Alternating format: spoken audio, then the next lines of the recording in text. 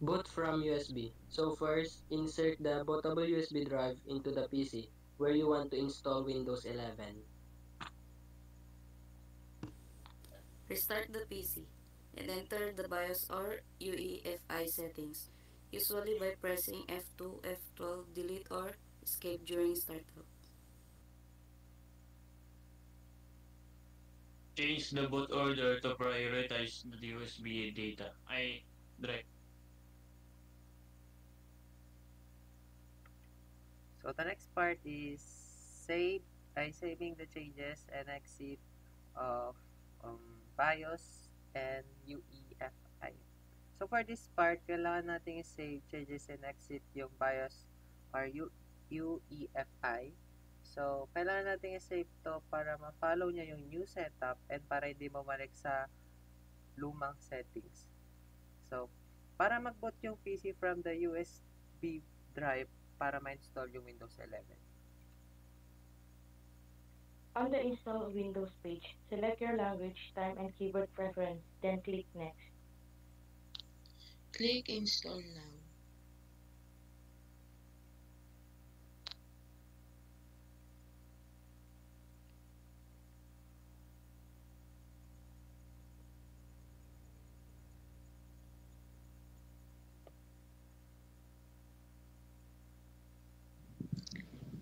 Enter a product key if prompted.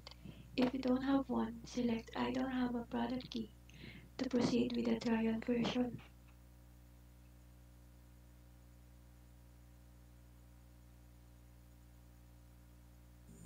Okay, so in this part, you need to select the operating system you want to install.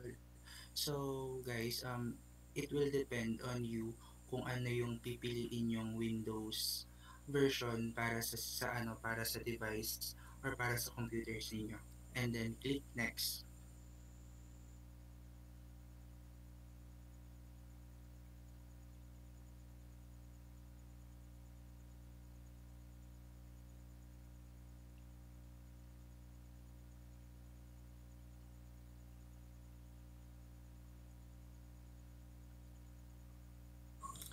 Okay, in this part, we need to choose installation type, whether it's either upgrade or to keep files and applications or custom for a clean installation.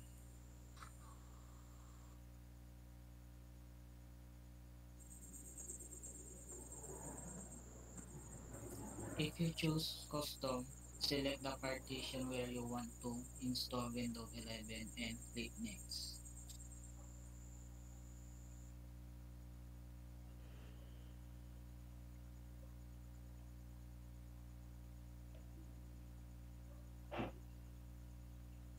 Okay, so in this part, it will take a few minutes or it take some moment para mag-copy yung mga Windows file dun sa sa ini-install nating Windows.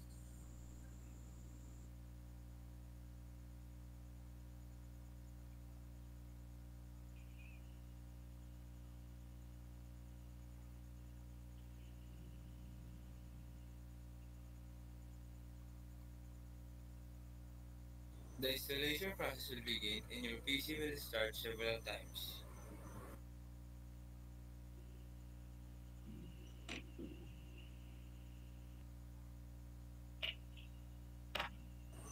So dito po namin tatanggalin po yung USB drive para ma-install po yung Windows sa mga SSD natin.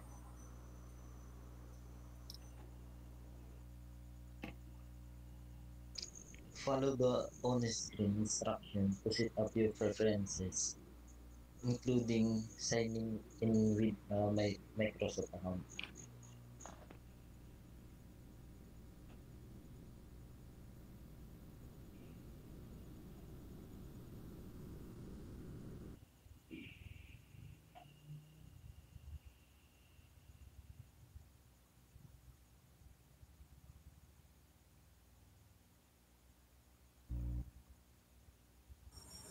Okay, so in this section, we need to select the right country or region para sa setting up or para sa pag-set up ng ating device.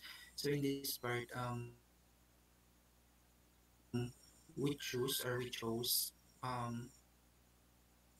the country Philippines.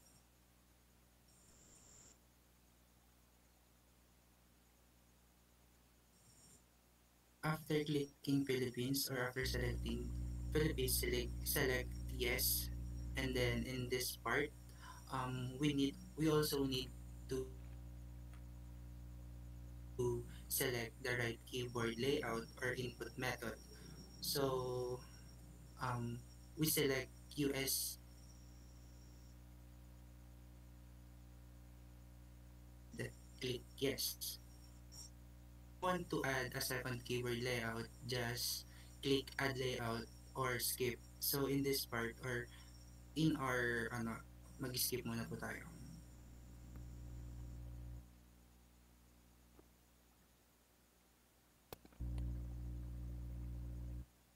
So to finalize, we are going to add a name for our device.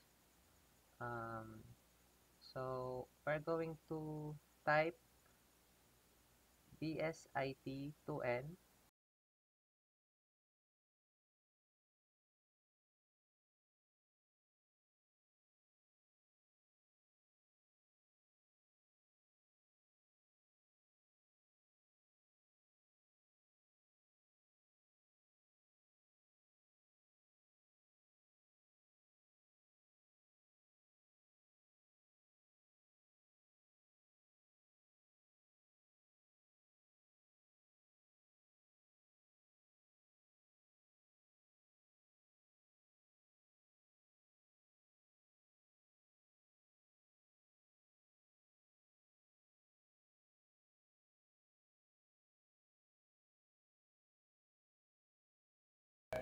Check for updates.